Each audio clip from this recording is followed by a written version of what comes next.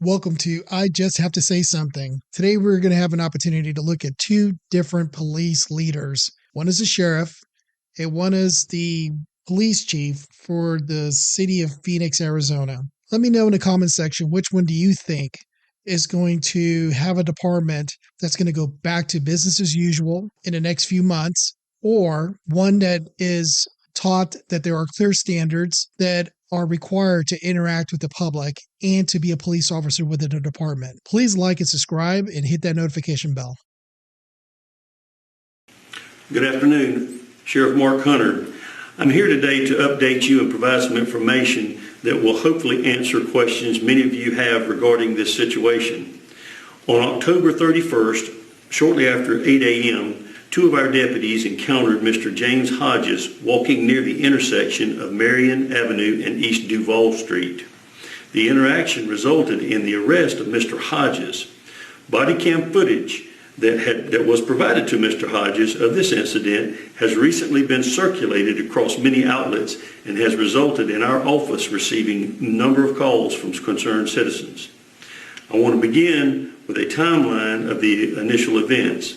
Mr. Hodges was arrested on October the 31st at 8 a.m. The arresting deputy was Jamie Godey and her supervisor, Sergeant Randy Harrison. On November the 3rd, Mr. Hodges requested body cam footage of the incident. He was provided the footage the same day.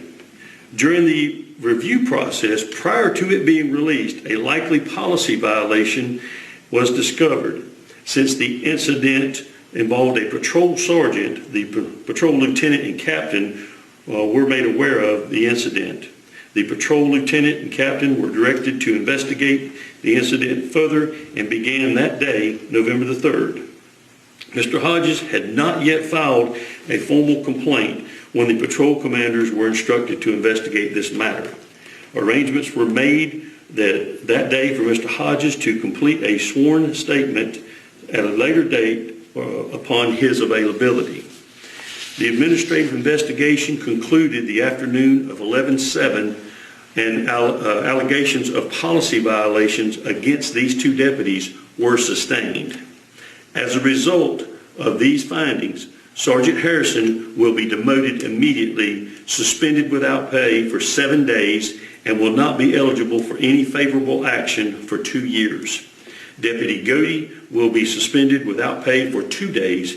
Both deputies will be required to undergo remedial training pertaining to civil rights.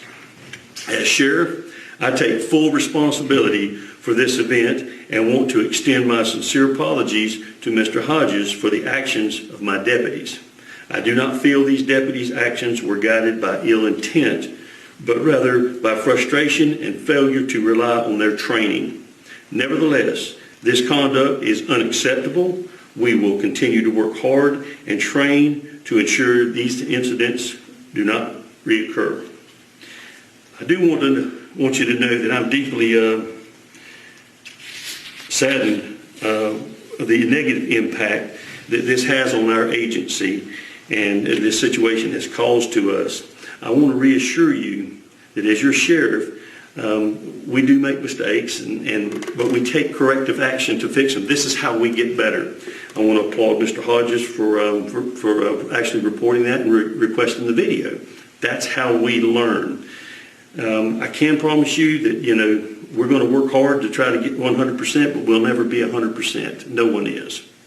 I have no doubt that the remaining employees up here at this sheriff's office, they work their hearts out and want to do you a good job and want to have your trust and respect, as I do. And as your sheriff, I'm going to keep on pushing and trying to make us better every day. And I want you to know we do not take your trust and your respect for granted. We earn it every day. And thank you.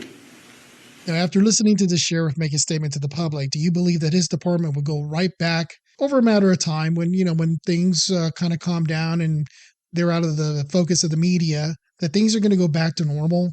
The week, well, we're trying, no one's 100%, we're doing our best. Do you think for a minute that people are driving in there wanting to work for that department? people are going to change their behaviors.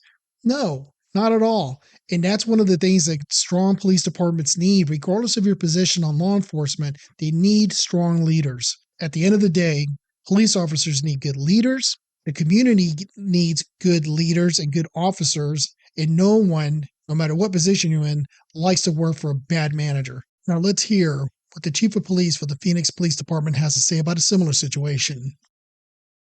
One of my responsibilities as police chief is to decide the appropriate level of discipline on incidents of misconduct involving Phoenix Police Department employees. No chief ever wants to discuss discipline like this in a public format. I expect my officers to be respectful, to be professional, to be courteous, and that is not what happened in the cases we will discuss today.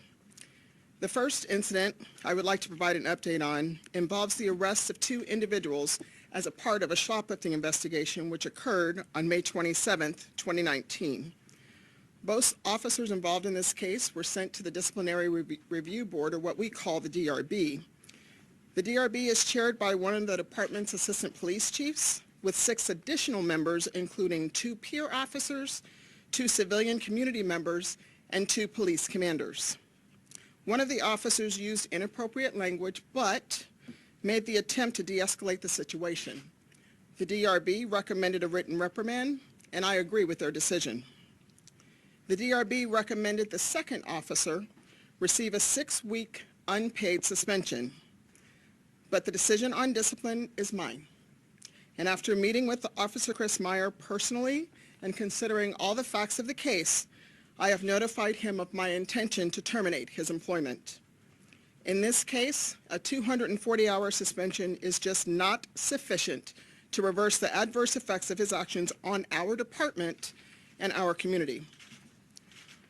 The second issue and second case we became aware of in June of a publication that reviewed social media posts made by police officers from around the nation. 72 current Phoenix Police Department employees were flagged for having potential inappropriate posts. 60 of those cases rose to the level of documented supervisory coaching.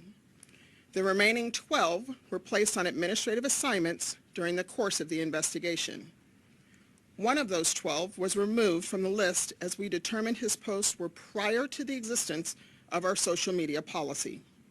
Of the remaining 11, Detective Dave Swick has been advised that I will terminate his employment. 1 received a 40-hour suspension, 4 received 24-hour suspensions, 4 received 8-hour suspensions, and there is still 1 case remaining that has yet to be finalized. In conclusion, as a resident or a person in the community, you can express yourself as a part of your First Amendment rights, but as a public servant, we wear this badge as a symbol of our commitment to a higher standard, one that won't erode the trust of those we serve or tarnish the pride that is involved with being a Phoenix police officer. It is difficult to admit that we had employees that did not live up to those expectations, but we know that the behavior we witnessed was unacceptable. I expect more. You deserve more. Unlike other professions, we don't have the luxury of a do-over. And the overwhelming majority of the calls that we take, 2 million of calls for service each year, they really end well. Our officers are dispatched 1,800 times each day when our community needs us, and 99% of the time we get it right. But when we don't, it does come at a cost.